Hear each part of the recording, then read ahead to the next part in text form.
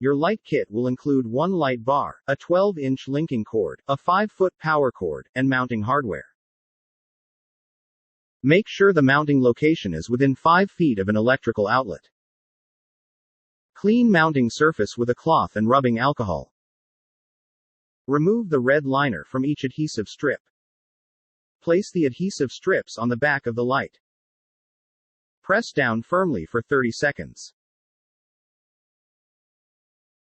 Remove the black liners from the adhesive strips.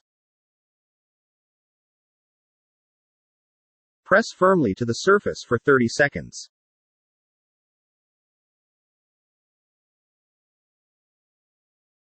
Press the button on the fixture to change the color temperature.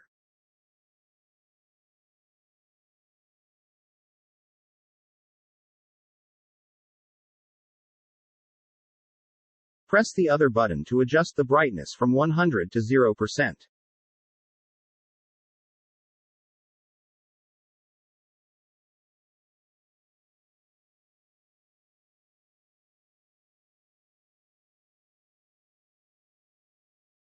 Gently hold the fixture in place with one hand. Slowly stretch each adhesive strip against the surface at least 6 inches for easy, damage-free removal.